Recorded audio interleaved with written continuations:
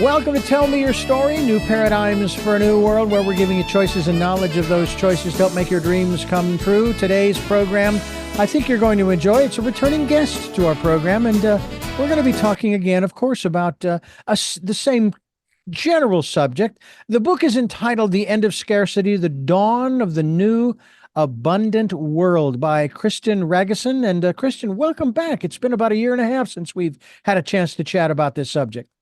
Thank you so much, Richard. It's hard to imagine that this much time has gone by already. It's so nice to be here with you. I'm still trying to figure out and put out the calendar fire. It's going by so fast, my calendar just burning up, and it's just really strange. And I'm just curious, based upon that concept, if you will, the end of scarcity. Where are we in that respect to the dawn of the new abundant world?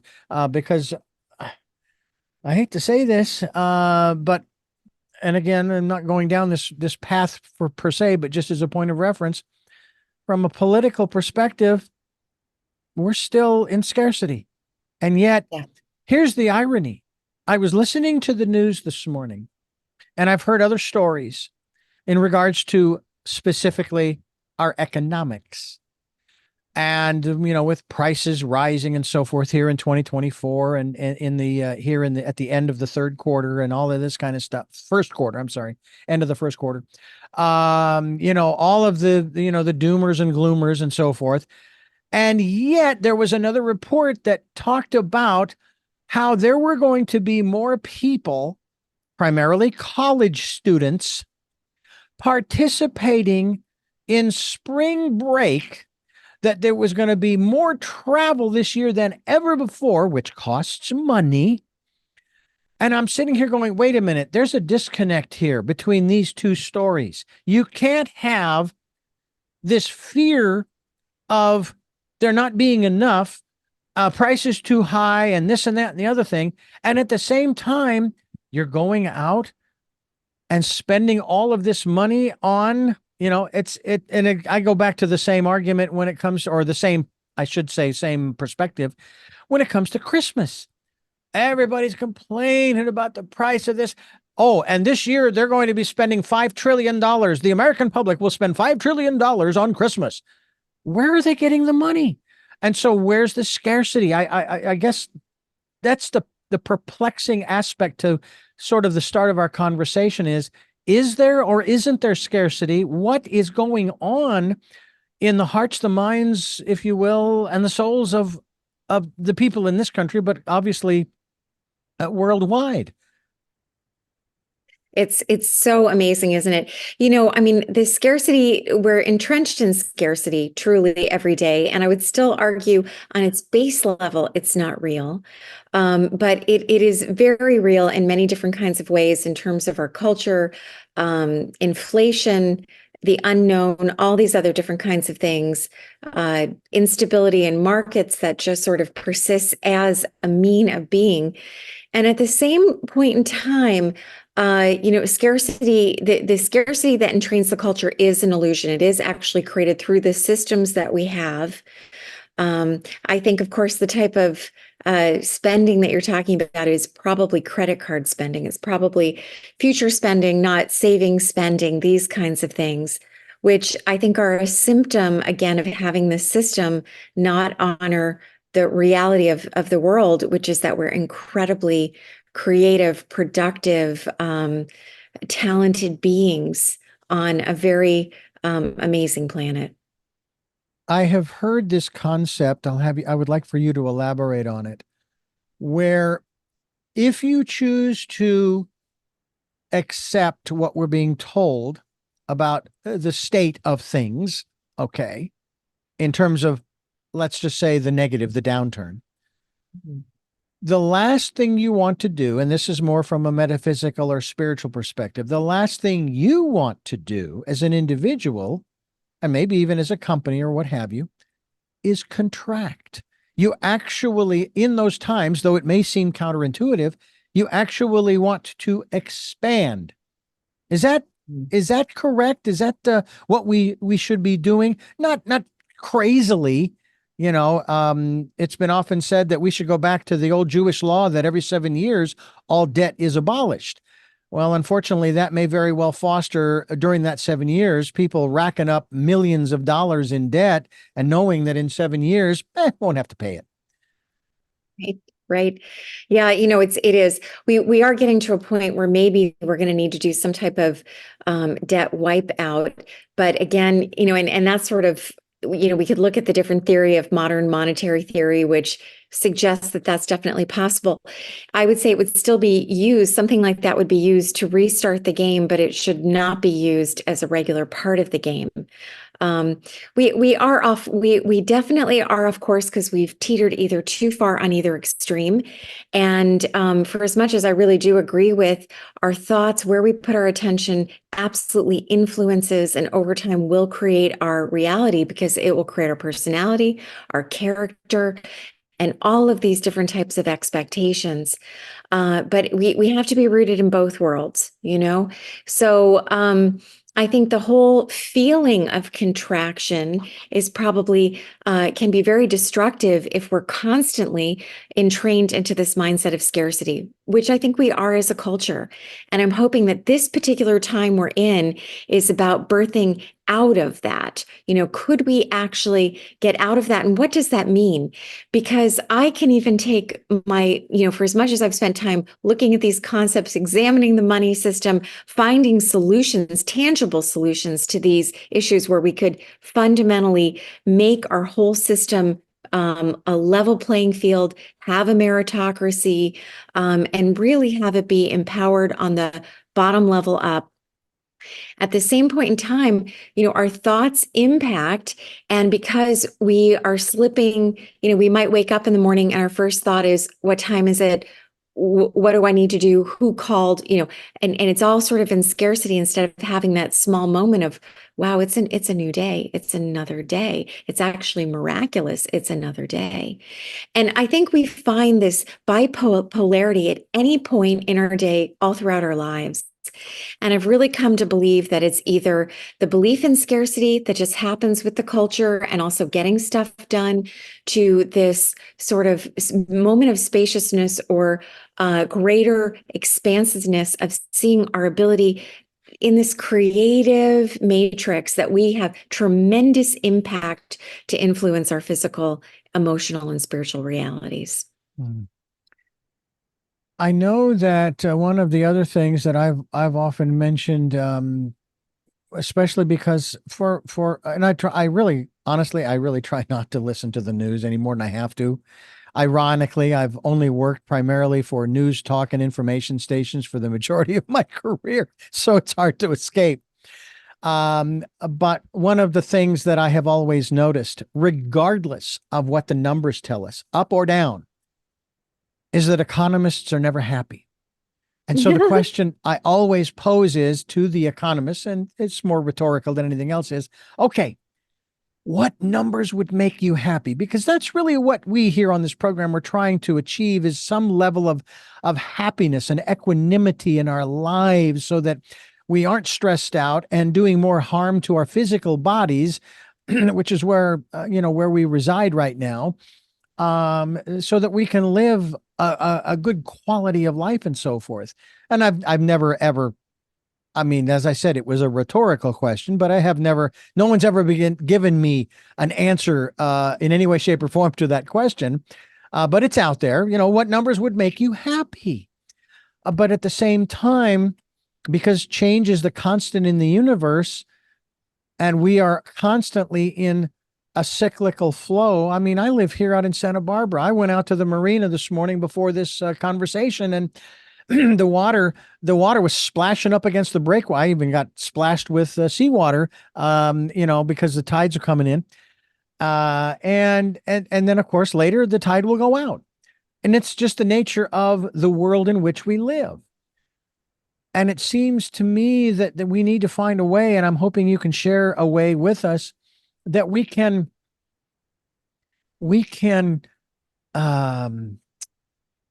understand on not just an intellectual level that is the way of the universe. There is no judgment by the universe or on the universe in terms of these cycles. I mean, we go around the sun. The earth spins and the sun rises and sets. It's kind of like what you were referring to earlier. And we hope the sun will come up in the morning, and we hope it'll go down in the evening to give us nice sunsets and so on and so forth. But how do we, what can you offer us in regards to better, and I don't want to use the words coping or managing, but better understanding the realities of the world in which we live, because it seems as though that's where the issue is. We don't understand the realities of the world in which we live. We just have a small veil over us, the systems, and it's not that all establishment things are bad by any means, but it's out of tune of our nature. So this beautiful picture you paint about the cycles of life and the symbiosis and the harmony, sort of that sense of secure sort of restedness in the in and out of activity, that's very much home for humans too. And, that there are periods of time where we're creative or inspired, and there are other periods where we're enjoying it or complete or at rest. And so this ebb and flow is very normal of life. It's just that humanity is not in sync with the rest of nature, who lives in these ebbs and flows. Instead, we're worried about booms and busts. So we have sort of this underlying extreme sort of contortion of it. And I argue that booms and busts are not normal to the economy, that they're actually created by creating the dollar incorrectly. And this still comes back to this misalignment of understanding what makes money an important technology or a worthwhile invention. And I think that if I even jump right to the root of the whole thing, is that we all believe collectively, sometimes individually, but the basic entrainment is that money is outside of us. It's something we have to get. It's something that's scarce, and it's really has almost more power than our own creativeness. And right there is the crucial problem, because money has no value without us. Money has no meaning without us. And we created money as a medium of exchange, or a tool, a technology to facilitate our wealth exchanges or our creative exchanges and services with one another. Money was meant to just grease the skids or be the equal sign between the different, giving and taking. And so it got disconnected from the idea that money actually represents my productive contribution, your productive contribution, all the productive contributions in the world, from the most mundane of picking up garbage or washing, restrooms and floors, super important things that we'd all be suffering immediately if these unbelievably mundane things were gone, to the most sublime and sort of inspired talks that maybe give us a new view, a greater vision that could shift our whole reality. And so all of these contributions, again, they ebb and they flow. Sometimes with the mundane work, we have to push ourselves to get there, but we do. And everything we have in this world is because of one another. All the grand resources, and then the vision of someone, the labor, the this, the that. And money actually is meant to just sit on the side as a servant saying, how can I help you to create, to give? And so there have been times in history where money truly was at service of humanity. And our system right now is that humanity is at service to the money. Mm-hmm. And can recreate this money system. It's been done many, many times. And we're coming to a precipice where it's going to have to be done. Somebody else might recreate it in a less productive, more nefarious way. But eventually that squeeze births this kind of recognition. My goodness, the money power is in me. It represents the wealth that we all are born to experience, create, be wondered, wow, I did that, this whole experience in this physical form. Many people sometimes will, and I think it is misquoted, that They will say that, oh, yeah, well, money is the root of all evil. Well, I hate to break it to you, folks. That is not the quote. It's the love of money is the root of all evil. And that it has been talked about on this program from many different perspectives. Money is energy. It's an energetic force. And now we just happen to have it in this country and the dollar bills and the coins. Of course, it's also, just numbers in a computer as well. And if you wanted to take out those numbers, you could and get it in paper and coin. You said something I think very important that we need to focus a little bit on, and that is that money has no value without us. Right. And it seems as though, and this is what now I became aware of the unsustainability of capitalism at the age of 15. I'm not saying that I don't like it. I'm just saying that it can't go on this way. And it's kind of what you're talking about now. We can't continue down this same road. And I take a look particularly just recently, and I'm sure that you followed this as well. These the unions that have started fighting for more. They want more. I'm not opposed to more. I would like, excuse me, I'm all choked up over it all. I would like to have more. Sure. But if I get more from whoever it is that I am earning it as an employee, that means the company I work for must come up with ways of getting more to give me more, which means most likely raising the cost of the product or service that is provided. Well, now the product and service prices have gone up. Okay, in a year or two, I need more. And the cycle continues. And I mean, just to share with you, back in 1980, I went to work for a religious radio station, and I was started at minimum wage, $3.65 an hour. When I left 15 years later, I was making $7.65 an hour, maybe double after 15 years. You would think I should be making a whole lot more. So talk to us about that aspect of, again, it is my observation that it's unsustainable, but about my observation, am I right? Am I even close, or am I off the beam? I think that it's a Venn diagram. I think, we often use capitalism sort of as the catch-all point of saying, wow, that's the system. And I would say it's actually not the system. The system is the way that the currency is created. And so if we were to look at capitalism, and of course, we've had many forms of capitalism. We've had industrial investment. Today, we might have surveillance capitalism. We've had finance capitalism. But if we go back to the pure form, which was really investment slash, and you could just really say investment capitalism. And now let's call that the car. The money that runs the system is the gas. And if you are not creating the money properly, that investment capitalist system will not go very far, and it will not serve the people. It will crash and burn, and it will start looking like communism or oligarchy, or it will certainly begin to usher in a socialist mantra, which will quickly bring in totalitarianism and communism. Mm-hmm.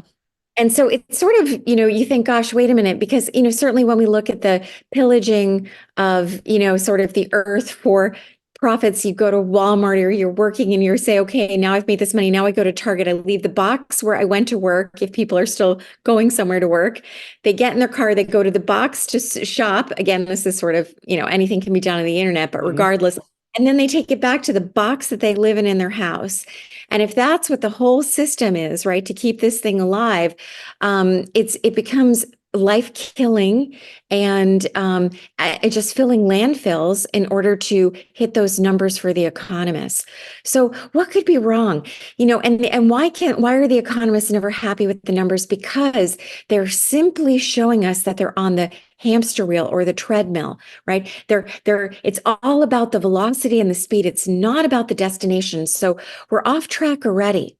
And we're off track because we have not truly incorporated into the culture or had that profound, life-changing aha moment that money has no meaning without us, without you, without, the both, without the me and without the we. Money has no meaning. And we saw this a little bit, and it has no power, it has no energy, it has no creative anything, because during the shutdowns with COVID, when people had money, if they wanted to use it, they couldn't. They Yeah. couldn't. Right. And so if somebody said to you, hey, listen, I'm going to write you a check for 10 million.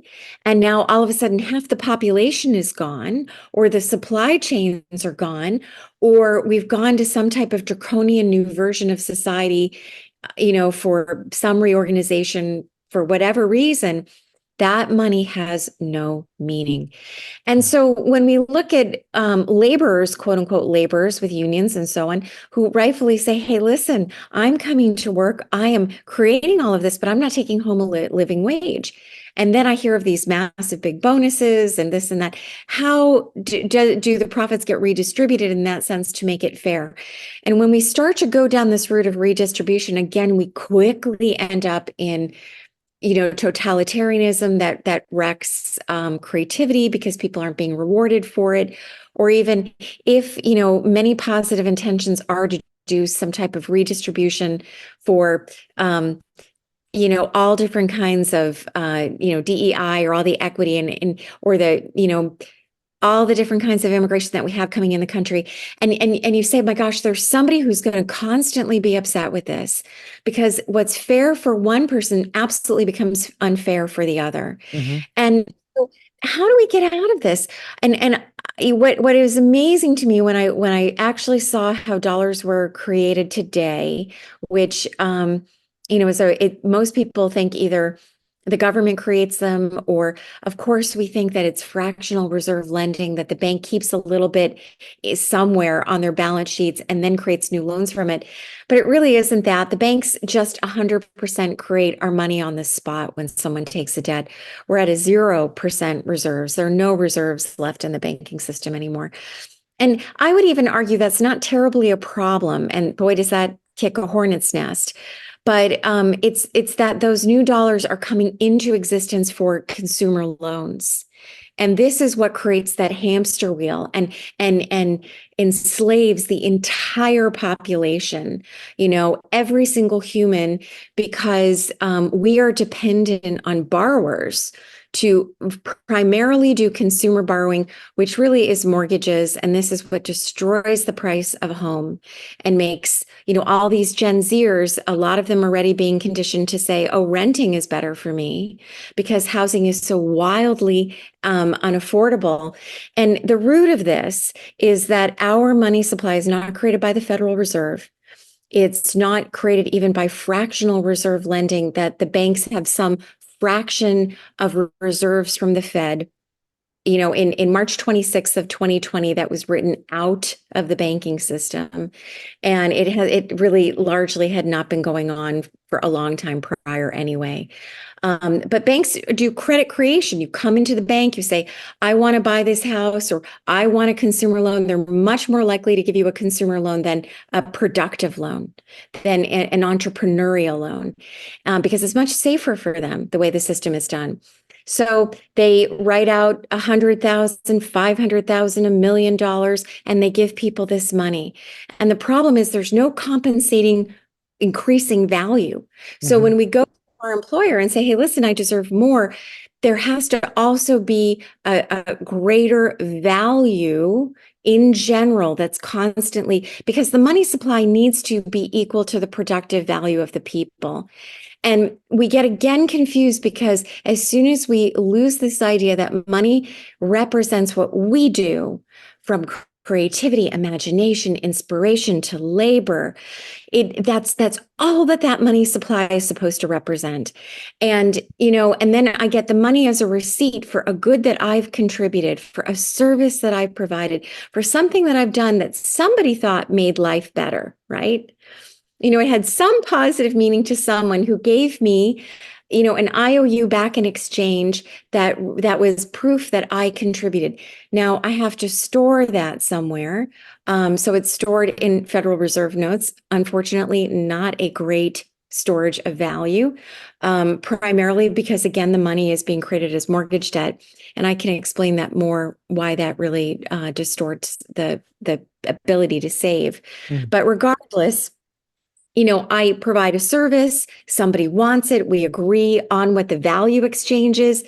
They give me the money, which is just the technology of saying we're keeping a tally, we're keeping score of contributions and receipt. Now I go and I either spend it immediately, or I put it in the bank, or possibly I invest it. And it's important what I do with that money. And it's important what I do with my investments or savings, because it represents my life value. It Mm. represents my productive energy of how I cared to contribute, you Mhm. know? And so it's tied to us. And many people will say, oh, they mindlessly buy something, or they don't really respect their money from all the contortions in society. But money is very sacred. It's very precious because it is your productive contribution, or that came before you, your parents, your ancestry. And it is your hope for the future, who you buy from, where you put that money, and even how it gets invested is the energetic prayer that you have for the future. Mm. Now, many people today can't even get to that point because we're so steeped in scarcity, and that's completely understandable. Mhm. And for as much as I provide an absolutely tangible solution, there is a very logical, grounded, simple solution that has been done over and over in humanity, and our founding fathers knew this. I believe this is why the Revolutionary War started, is that the monarchies and hierarchies were knew that it was trouble, and they weren't going to let it happen. And we did have a proper money system until 1812, but 1812, we went back on these old school British banking systems. And, this is why we had the same repeating problem in history. Yeah. But it starts energetically, and as we still see this tangible solution, one gives the other energy. Mhm. Well, one of the examples that I'd heard just recently was that I want to say 1914. I could be way off based on date in terms of when the income tax was established. And that went, according to what I was watching on this documentary, that went 100%, or maybe 180 degrees, in opposition to the whole reason why this country was founded. And I shouldn't say the only reason, but it was certainly a main reason. What the heck was the Boston Tea Party for, if not to complain about the fact that the tea tax was just excessive? And one of the things that I find so and again, I don't know if it's rhetoric or if these people really mean this, but this whole aspect of let's just say, for example, and not getting into the import-export issue per se, but I've heard this statement that they're going to put tariffs on incoming items, imports, from foreign countries, up to 100%. And it's like, wait a minute, do you have any idea who's going to buy those products? Nobody, because nobody could afford them. So why would you Right. even bother importing them? And this is the other thing too about these issues with what I brought up earlier in terms of wanting more money, or increasing taxes on the wealthy. All right, sounds like a great idea in theory, but unless there's teeth to the law that says, and you cannot pass this on to the consumer at the bottom end. And unfortunately, that seems, I mean, that to me and again, I'm neither in favor or opposed to this individual, this gentleman who came up with this phrase, but that's trickle down economics. That the excessive taxation, if you will, or whatever you want to call it, or increased in manufacturing, or whatever you want to call it, it always seems to get passed on to the consumer. And then I ask the rhetorical question of all of these companies that, and even utilities that raise their rates for whatever reasons, it doesn't matter. And they pass the expense on or the cost on to the consumer, and we're not getting an increase in our wage. Where am I supposed to come up with this? And that's part of the problem, because then the consumer is, and you may be going in this direction. The consumer is then trapped in that prison of lack because they don't think they have enough. Right, right. It's the rates are going up because of all the web of expenses, right? And because the dollar is being devalued, and the dollar is being devalued because we're creating dollars without creating increasing value. Okay. So deflation and inflation, right? So you can create too few dollars, which often is what happens in the real economy. There are not enough dollars circulating where people are doing real work, right? And where the whatever however we would calculate, GDP is probably not a great calculation, but let's say GDP was great, it really represented the true capacity of the people. There should be as many dollars in circulation as GDP. If it goes higher, there should be more dollars. If it goes lower, there should be less dollars. And because that's where you would end that cycle. And the reason why you get price inflation that way is that there's created scarcity of the money supply relative to whatever those services are, and it's these contortions. And then, of course, there can be some normal, if you had, a freeze with an orange crop or something, or you lost I don't know anything about oranges, but if you lost the orange crop and oranges legitimately became more expensive. A lot of what we saw during COVID, though, also was a created increase in price inflation by shutting down supply and shutting down small business and leaving big box stores open. So, there we can get so close to the root in terms of the practices. One would say, my gosh, the Fed creating more money is inflationary. It's a phrase that we've heard over and over. And what's really interesting is that back during the Great Recession of 2008 to 2010, the Fed created a lot of money. They did quantitative easing 1, 2, 3, whatever, to bail out the banks. But when the Fed creates money, it creates reserves. And reserves are actually not Federal Reserve notes, which are in our accounts, which are dollars. And so those reserves never leave the banking system. So when the Fed creates all that quantitative easing, which we call money printing, so they just tap out new digits, or the money center banks do for them, it bolsters the balance sheets of the big banks, who can go out and buy stocks or do other different kinds of things to bring up their balance sheets. And in 2008 to 2010, rates did not go up. In fact, interest rates fell. So despite all that money that they created, and we actually had deflation because that money did not enter the real economy of the people. Because the only way the money enters the real economy of the people is when someone goes to a bank and takes a consumer loan out. And this is another humongous distinction that people do not know. 99% of people really don't know that, a loan must be created on the commercial or consumer of the people. We're dependent on borrowers borrowing just to get paid to have money circulating in our system. And when the Fed creates that money, they are creating reserves. Or if the government could spend, like what they've done with the wars and the this and the that, and then that can trickle into the economy, or paying Social Security, which does directly go to the people, even though truly people worked for that. So the core of the issue is that, oh my gosh, if so, let's say that we pay our loans off. We all have lots of debt. We're able to get out there and pay our loans back. Are we in a better position? Yes, for the short run, individually, we are, because we've reduced our debt load, right? And so now whatever money comes in, we have more money to spend on our lives rather than, or, possibly even save rather than having to meet all this debt peonage. The problem is that when those debts are repaid, that money does not recircle anymore.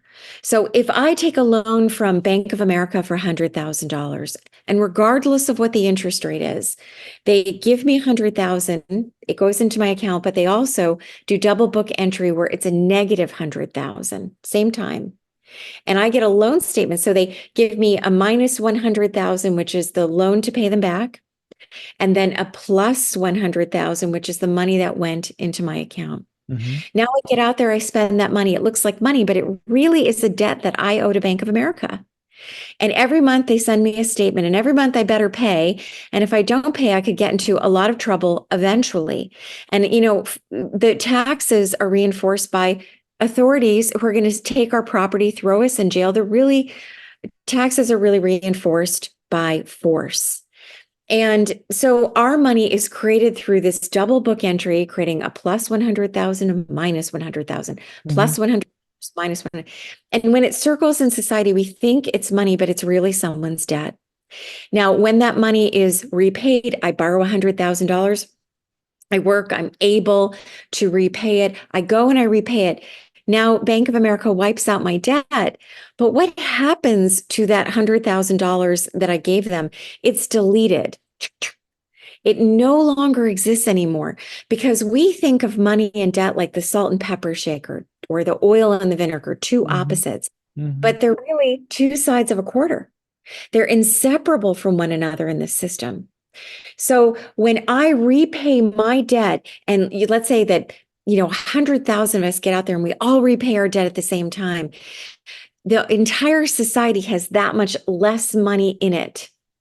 Or if the United States government were to pay off its debt, we would have a catastrophic depression, because all that money would cease to exist. It, along with the debt, would be wiped away. So this is where the term or the phrase that I heard as a kid growing up, I'm 63, back in the 60s and 70s, that debt is good. That's where that comes from. We're talking with Kristine Ragusin. We're talking about the work that she has done through the book that came out back in August of 2022, The End of Scarcity, The Dawn of the New Abundant World. I'm Richard Dugan, and you are listening to and or watching Tell Me Your Story. I want to ask you, Kristine, I want to ask you, we've talked for probably the last 30, 35 minutes about the way it is now. Extremely complicated. If I was living in a cave at the beach, if there was a cave at the beach, at the ocean's edge, and I had the means to get fish out of the sea to eat and so forth, and I was able to find fresh water, hopefully nearby, and all those kinds of things. There is sort of kind of an economy of nature. And where I'm going with this doesn't seem like there's a path here, but there is. You talk about the dawn of the new abundant world. If the current system in which we operate, and I've often asked this question, knowing there is an answer to this, it's just that no one has come up with it yet. There's got to be a better system beyond capitalism, beyond free enterprise, that works for everybody. I'm not going to say that even that would be perfect, but I mean, Winston Churchill's comment about capitalism. It's the worst system there is, but it's all we've got. And I'm sitting here thinking, yeah, that's like saying my house is on fire, but it's all I've got. Really? So what's the alternative that you are offering, that you are suggesting in your book, The End of Scarcity, The Dawn of the New? abundant world. And I also want to share, I won't do it now, but I'll a little later, a story that I relate that may or may not help the situation. But what is the alternative? I love it. It's so interesting that Churchill said that because in a way it's sort of a contortion because it was the way they were issuing dollars. And who was able to issue those dollars, with tremendous gatekeepers of dictating who got a loan or who got financed and who didn't. I love this what you just said before about debt was so brilliant to me in the sense that debt is good. And I would say, again, this is sort of an opening, right, to changing this mindset. It depends which kind of debt. So there really are two different kinds of debt. And that brings us to where we start to be able to see the pathway for how to do money correctly, which is what these new systems are about.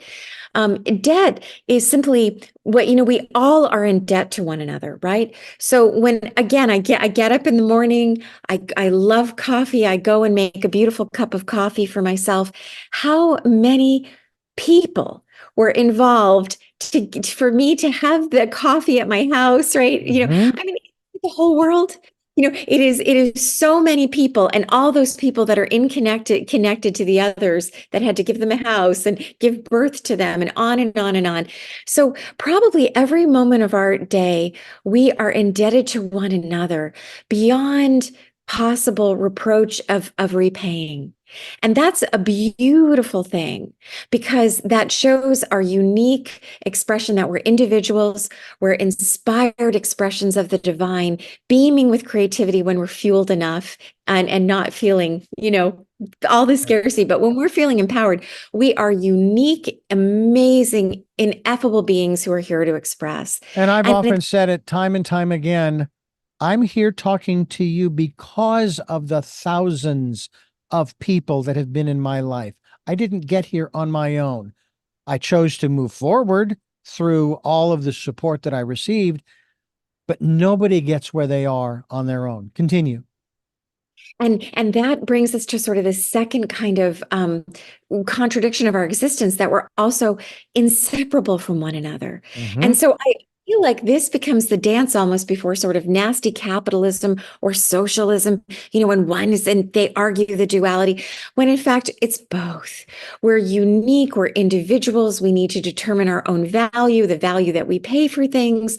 People have their own sovereignty, and we're inseparable from one another. So, when we look at debt in that level, if a bank was to issue money as debt, which is being done today, but it's being consumer debt. So it destroys the value of everything. It turns to speculation. It makes people live for the job, that they just have to get a paycheck. They have to listen to the media, get entranced that they're not enough, that everything is going to be horrible, to live in the scarcity in the field. And we're marinated in this. Mhm. When if the banking system was to create our money out of loans, but do it for productive entrepreneurialism or productive value, this system would work. And in fact, there would be the right amount of money in circulation to create a foundation that every person that found it within themselves or found themselves inspired to contribute in any way, the system would work and be compensated. I'm not sure that we'll be able to get back there so easily, that we'll be able to turn this sort of behemoth of, I point to the 1994 Sandra Bullock movie called Speed, where she was the bus driver, had to keep the gas on, and if she stopped, the bus would blow up. Mhm. And the same thing that we're in, that we blame capitalism for, but again, I still really like to make that differentiation. It is creating money out of consumer debt. Mhm. And that if we don't continue to run on that hamster wheel, and this is why economists always want more and more growth, because as soon as that debt is repaid, that money is extinguished. You see, we're just like Sandra driving that horrible bus. Mhm. Now, how do we get out of this? Well, the first thing that we start to say is, wait a minute, If money has no value without me, that's a very different perspective. And if we're all, everything I have in this world and everything that I see that inspires me or troubles me is because we've created this, we start to feel the power that's in humanity. And the inordinate power with just a few humans coming together, because it really doesn't require many humans. 3%, 2%, 5% of the population that catches the vision.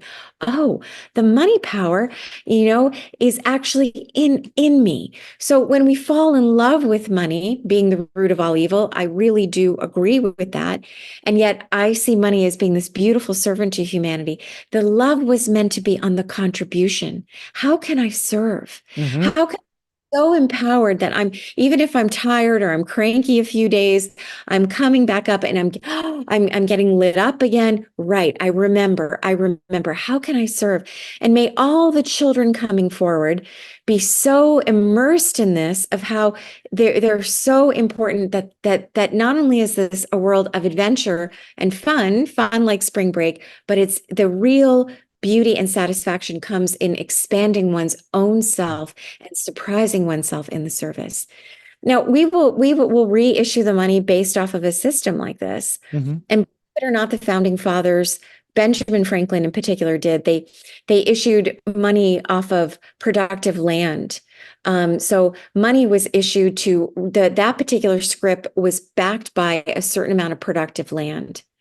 And even in the 1800s, when we had so many booms and busts, which probably were orchestrated, many of them, to create the Federal Reserve System, which we need it today. You couldn't just take it away; we'd have chaos. But to have this consolidation of power, rather than the money power being dispersed through all the humans that are, and in the 1800s, people knew, oh my gosh, we just have to issue script that's worth a certain amount of product or service. And we can't issue more script than we have supply or demand. Yeah. And we good on what we promise to deliver, or we lose their reputation and the entire system is wrecked. Yeah. So today, what's happening? I really am promoting farmers to begin to issue alternative or community currencies backed by a certain amount of food or cattle or whatever they produce. But they only can issue their own credit, limited by the supply they have, in check for the demand. Mm. Because of these blockchain systems, which is very different than cryptocurrency, just the accounting of the blockchain systems, we are the first people in human history who can remember the simple history of money, meaning that it was supposed to be resource backed, it was supposed to be production backed, or the promise to deliver a certain amount of production. Only issued, bigger or smaller, how that supply and that demand changes. But we're the first people who can remember this and couple it with the technology of blockchain. And there are many blockchains. People are sending their own blockchains into space on satellites so they can't be controlled by others. And so now you're going to be able to do what the people of the 1800s and before them and after them couldn't do, which was prove that that money supply is legitimate. And so my prayer is that we will have communities beginning to issue their own money, representing a certain amount of productivity of that community, or a few pillars: builders, wellness centers, farmers, energy producers. And that money will be a complementary money to whatever Federal Reserve notes or whatever becomes the primary, legal tender of the country. It's just a beautiful alternative currency. Mm-hmm. And when we have many of these systems like a biosphere up and running, there will be enough money for everyone. And in fact, there'll be the right amount, because it will equal the productive capacity. And that will foster beautiful investment capitalism that will be responsible to the community, because that reputation matters. People will choose who they do business with based on the full 360 of the fallout of their product. And what moral, people may choose to really support completely different institutions based on their own character, morals, and values of what they believe in or change. And we start to open up this incredible freedom by saying, wow, the money power is within me, but also the responsibility is within me. And well, yeah. beautiful. There is another option. We just call Keanu Reeves and he'll fix it for us. I want to ask you in that regard. I'm sorry. I said that too, Yeah, that's probably just a more efficient way. exactly. Let me ask you, because of all that you've just described, where does the economic um, economics of bartering come in? We have Mm. 7 chickens. We get 3 to 5, sometimes 7 eggs a day during the high season. Right now, here we are coming out of spring, out of winter, into spring, and they're starting to ramp up production again. But because eggs are so expensive at the grocery store, we on occasion, not a lot, we don't have a huge market for it, but I have a couple of people who will pay me $5, $6, $7 for a dozen eggs because that's what they choose to pay. I didn't ask them to pay that. They chose to pay that. So I'm getting currency in exchange for my chicken's productivity, in that respect. But what Yes. about the barter system in terms of exchanging goods and or services when there is no currency involved? So it's wonderful, right? And it's one of these points where I like to still, like with money and debt, still give a new understanding to barter, but just the traditional sense of it, it's super, right? It's just limited, relatively speaking, it's limited, even though large corporations use something called capacity credits. And when they don't take on more debt, a big rubber company might give a certificate to a steel company and actually get steel, right? But they give them a certificate worth a certain amount of rubber. Now, what I like to say about barter is that we are bartering every single day, all the time. Mhm. So if I take a really simple example and I say I used to go to Starbucks and get an Americano, which was $2.41. It isn't anymore. And I would walk in there and say, okay, do what am I exchanging? How much do I work for that, right? So how much investment services or consulting services am I providing? Is it a fair exchange to me? Or if I went somewhere else and sat in some beautiful cafe and paid $8.50 for some beautiful drink, a coffee drink or something. So we decide whether it's that value, and we still are bartering even when we're paying our electric bill and all these other different kinds of things, even though it's forced on some level, right? I Mhm. mean, it's like Yeah. we choose, but you could go out and do panels or do something different.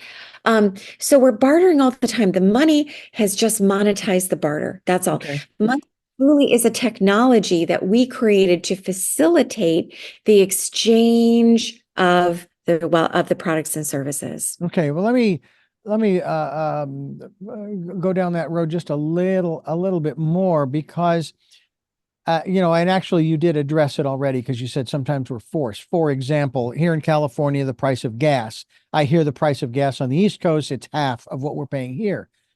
And you can either go to the pump, bitch, moan, and groan and complain about the price while you're filling up your tank, which is not good for you physically, mentally, emotionally, or spiritually.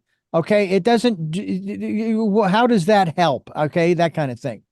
Or you can pull up to the pump with the attitude of, I can either pay it or not pay it. I can't control the price. I'm either going to put gas in the car or I'm not. And if I choose to, then I'm accepting the price that they're charging. I could sit there and I could argue until the cows come home um, with the owner of the station, but they don't have any control over it either. So it's one of those things. I can either pay $7 for a dozen eggs or not. Right. And of course, these are the kinds of decisions people are making now on a regular basis between buying food or medicine, paying the electric bill, or, in other words, they prioritize. I mean, we're doing that right now in our household because of some changes that have happened. And it's like, if I don't pay for the gas, the insurance, the car payment, then I have no means to get to and from our places of employment to continue to earn what it is that we earn in order to pay the insurance, the gas, and the car payment. But then there's something else that's not getting paid because we're not making as much as we were a year ago. Right. And some would say, well, why don't you just move out of California? Well, guess what? It takes money to move too. Right. When we Right. moved from Phoenix to Santa Barbara, do you know that we spent $5,000 just to move our 9,000 pounds of stuff? That's what it cost. I believe it. We don't have those reserves today. We did because of the sale of the house, which, by the way, in 2006, we were told after we left, we got out of Phoenix and sold just in time. It was May of 2006. 2 weeks after we left is when things started to go south in the real estate market there in Phoenix. And so they say, oh boy, you guys dodged a big bullet. Then the other aspect of it too, and I sort of take pride in this a little bit. In spite of what I've just described as my personal economic situation in general, guess where I'm living? I am living in one of the most expensive, by some gauges, most expensive place, not just in the country, but maybe even in the world. And yet I'm still here 18 years after moving here. So there's a spiritual aspect of this that I want to touch upon, as you've sort of alluded to it in terms of the divine. We talk about getting in, spending time during the decade of perfect vision, the 2020s, going within and listening to the still small voice, your intuition. I refer to it as my friend, because my friend has never led me wrong. And in spite of the challenges that we're facing right now, I also recognize that it's all temporary. Temporary either in the short term or temporary in the long term, that I'm not going to be on this planet in 50, 60, 70 years. It'd be kind of nice to see how things go, but I don't necessarily want to stay here. I'm not eager to go, but like I said, I'll do my time and then I'll move on. But it's all temporary. It's again, I mentioned at the front end of the program, change is the constant in the universe. How do we change to this new abundant world? Well, we must change, right? We must change. And, the problem is because, yes, I really think, having a beautiful vision, feeling good, all these other kinds of things is critical. But it also doesn't mean that we aren't angry or calling something that's unjust. And when policies are being put in place that are wrong, there is sort of a middle road to say, okay, here's how I'm participating with this, and I'm acknowledging that there's something incorrect happening. That resistance, I was going to write a second book called Don't Avoid the Squeeze. That in that squeeze process is where that new inspiration, that new vision, that new understanding, that new self gets born over and over and over. And there is that in life constantly. And I think often, whether it's because sometimes it can be confused with comfort or avoiding something. And then when we feel helpless because we feel like, gosh, I don't want to be stuck in this loop of anger when I don't feel like that energy is actually tractable or producing anything of value. The problem is when it comes down to commodities like gasoline or food or energy or these kinds of things, with centralized powers, they can be made scarce when they're not scarce. They can be made scarce in order to create social engineering, which we live with rampantly throughout our culture.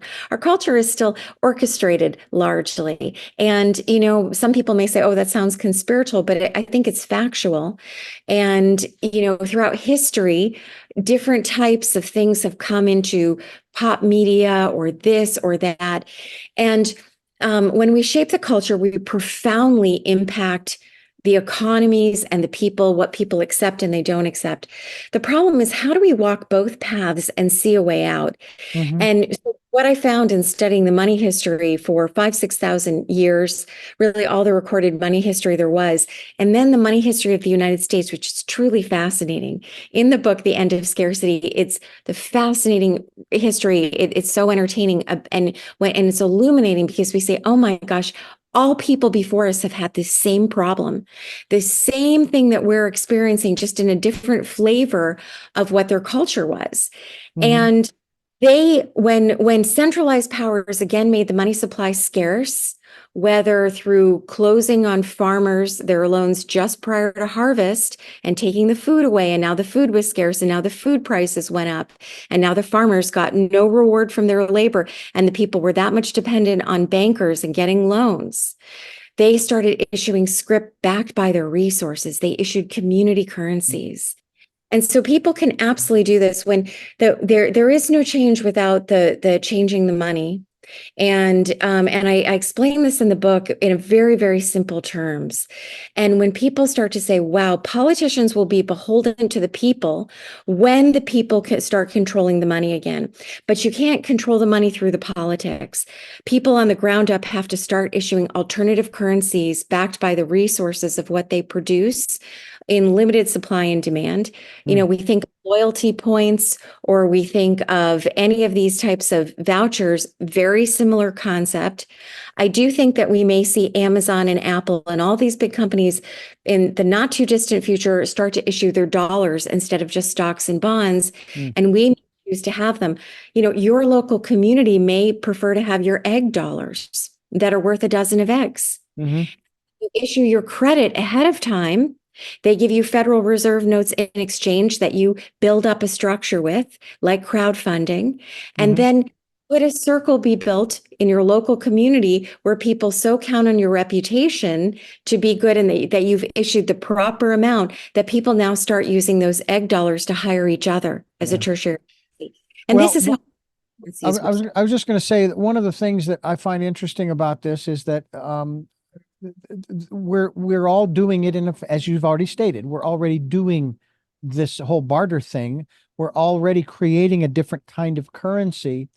It just seems to me that until we get to a place where we get to, and I'm torn in this particular paradox. I'm torn because on the one hand, I earn X. I get to take home X minus. Now, I may or may not get back whatever the minus was in, let's just say, now that I'm 63, I am actually, but it's only a few months out of the year right now because I am still employed, collecting Social Security. So I'm getting that part of X, a minus. I'm getting that part of the minus back. There are things that the rest of that minus goes for that I disagree with. I say, no, I don't want you to be spending money on this or this or this or this. But I look at it from this other standpoint. Let's just say, for the sake of argument, I played the lottery on a $500 million prize and I win. I want to take it all right now. Well, I may get half of that.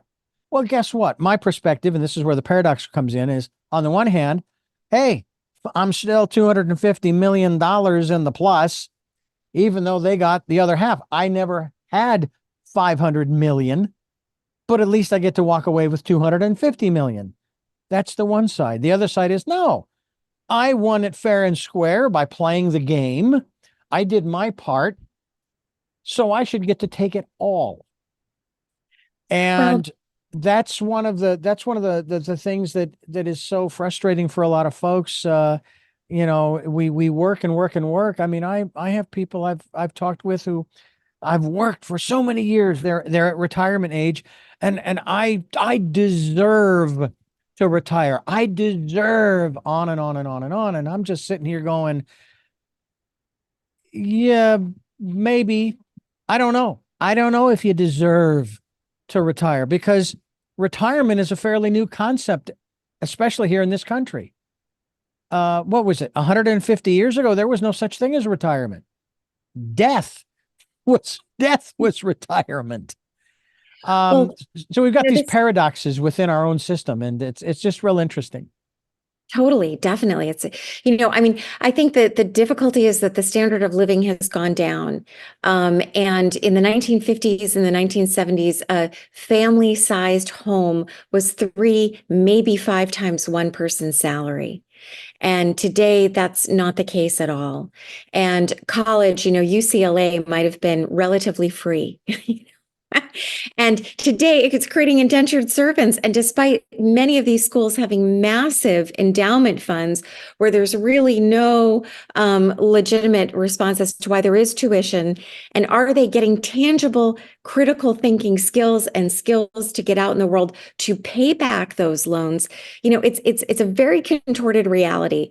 And all of this, the root of it is that the dollar is being created as mortgage debt. That's the root of all of this. When Mhm. I saw this in 2009, I think I had done maybe a year and a half worth of research when I finally stumbled upon, my gosh, the whole root of it is that the dollar is created as mortgage debt. All of this confusion.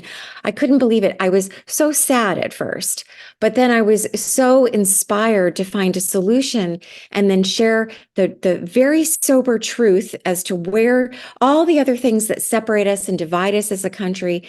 And, for the oligarchies that exist, it serves the oligarchies to have the people divided.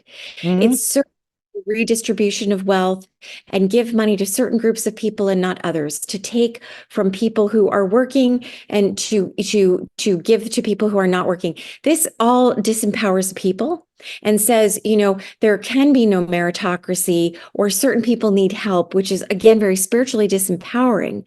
And it's not that the system by far, the system right now is absolutely still not perfect, but it's so easy to rectify when we come back to the basic principles of the money power is within us. It only has value within us. If we begin to issue, now individuals aren't going to issue. I mean, granted, some can, but a Mhm. jewelry maker isn't going to really issue their own currency off of a pair of earrings.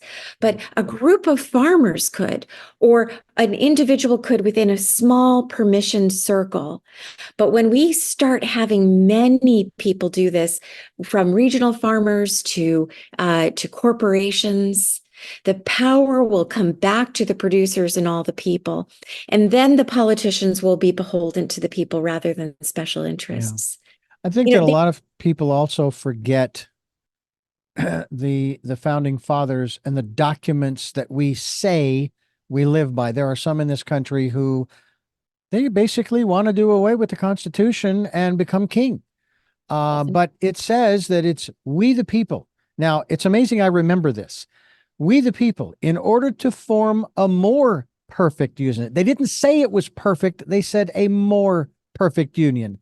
Establish justice, ensure domestic, not foreign, but domestic tranquility, promote the general welfare. Now, this is where I brought these next two up in the whole during COVID.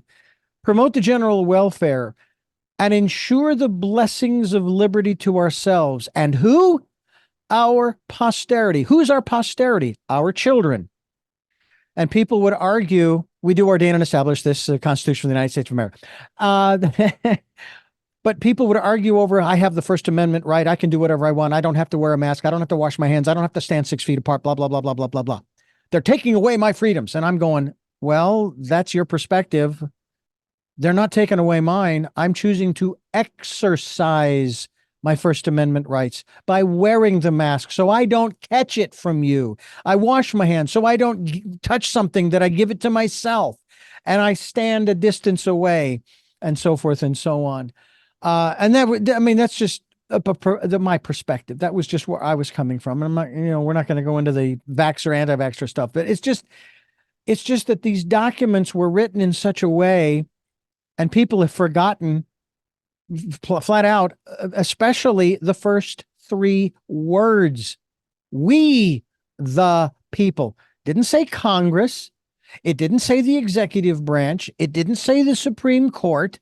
It said we, the people. And that's what you're talking about right now. It is only going to happen if we, the people, start doing the things. One of them might be a good choice for you, and that is to get a copy of The End of Scarcity, The Dawn of the New Abundant World. You can go to theendofscarcity.com.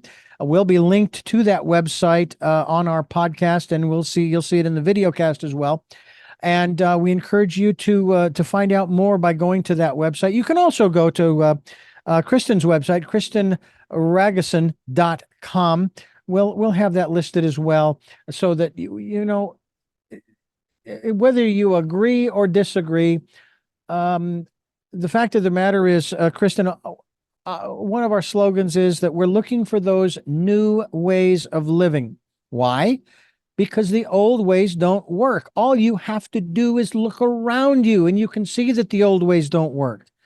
And this may get me into a lot of trouble by saying this, the Constitution is a living document. Why do you think there are 25, 26, 27 amendments? Because it's alive. And it's so alive, there are 2 amendments in there, one that established something and then one that took it away, specifically prohibition. So apparently the people that came before us 50, 100, 200 years ago believed that it was designed to grow with the growth of this nation. And so I think that what you have to offer in terms of this aspect of the dawn of a new abundant world, however that looks, we need to do something, because I've got to tell you, I'm seeing too many things on TV, and I try not to watch too much of it. When it comes to some of these pharmaceutical commercials, I don't remember ever hearing about any of these conditions when I was a kid growing up. And in the last 40 and 50 years, we have done ourselves so much damage that, on the one hand, some might say it's irreparable. You know, we're doomed. We've already gone past the point of no return. Well, if that's the case, then what's the point of doing anything? And I'm an optimist. I jokingly say that my glass is half full. I just would like to know what it's full of. I love that. I love that. Well, you know, life isn't about doom, right? You know, even the very nature of life is growth and positive change. You know, a little seedling is growing through the cracks of a cement sidewalk. You know, everything that's alive wants to live at its root of essence. The difference is, just as you're saying, and I love this, that it's a living document, and even that it's alive in us, that freedom and those things have to be alive in us rather than taking it for granted that someone has given it to us. And I think that's what's being birthed right now, is this greater responsibility to move from unconscious victimhood, which every one of us lives, you know, throughout some part of the day, because again, our core culture is sort of in this, you know, normal me, right? And so if we're at this precipice, which maybe again, every people before us has been, but the stakes are still high this time, because what we may be getting, if that small percentage of us doesn't hit the mark, right? Because it really is just a small percentage of people that have to grow to this new capacity. Again, I think maybe 2 to 5% of the population. We could certainly have universal basic income, robots replacing humanity, being chipped with Neuralink, and losing our emotions, all these kinds of things that really is not a life about living and about creating in the full divine principle. Yeah, there's no quality there. There's no quality there. You know, it's literally like being plugged in like the Matrix, or just, you know, and it's all comfort, satiation, which is all the saccharine part of life, the consumerism, the watching the horrible TV, the so on and so on. And so it is a question between life and death. It is a question between choosing living. And when we choose living, we choose the responsibility of it, which is the growth beyond victim consciousness. So we just have to become more and more alert to say, oh, here I am again. Oh, okay. And we don't even have to really change, but just becoming aware that, I'm sulking in something, or, and I have more spaciousness and say, wait a minute, there's another way to look at this. Then we start to see, wow, there is a way for us to impact our money systems. There is a way for us to begin to issue our own alternative legal community currency that's not challenging the legal tender, and to build these beautiful parallel systems that will bring the power back, because we get this corruption in our systems because we are dominating, pinging the frequency of victimhood, saying, fix it for me, instead of life is saying, here's the squeeze. We have to say, wow, is there a new way that we would?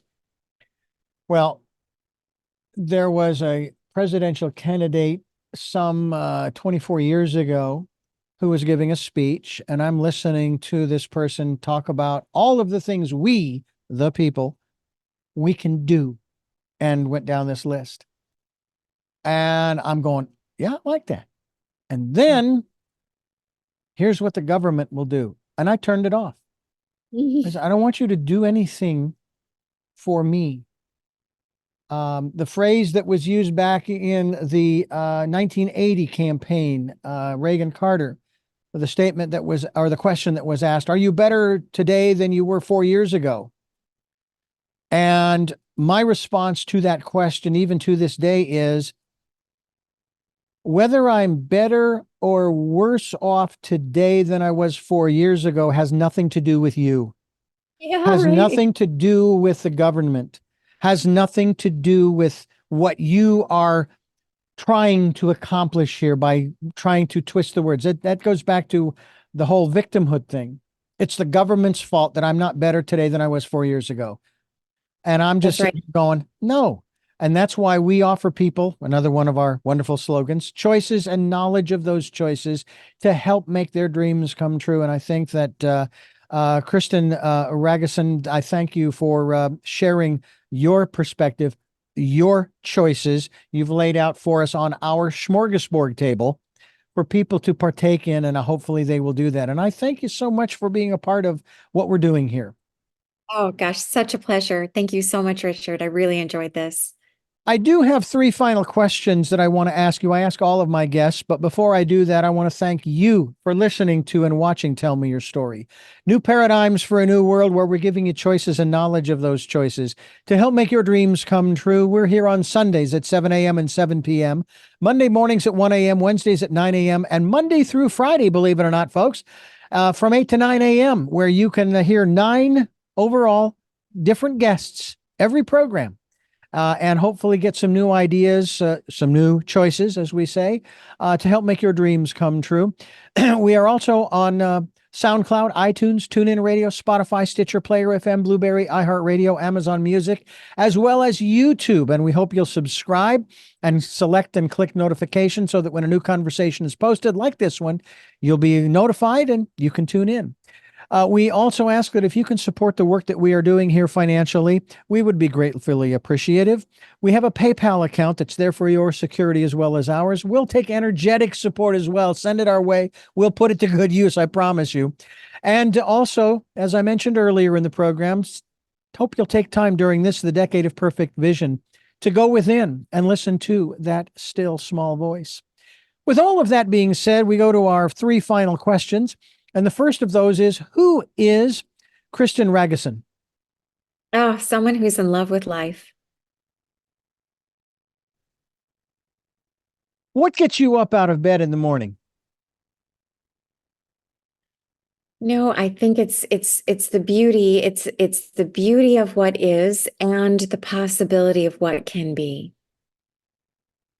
And finally, what was your best day? My best day was a day that I was so involved in joy and connection that there wasn't even a thought of myself. Once again, thank you so much for joining us and sharing with us the end of scarcity again, the dawn of a new abundant world. And we encourage people to go to theendofscarcity.com, which we will be linked to. Once again, thank you. And thank you for listening to and watching Tell Me Your Story, New Paradigms for a New World. And until our next broadcast, podcast, videocast, love to Lal. Jeanette, I am still listening.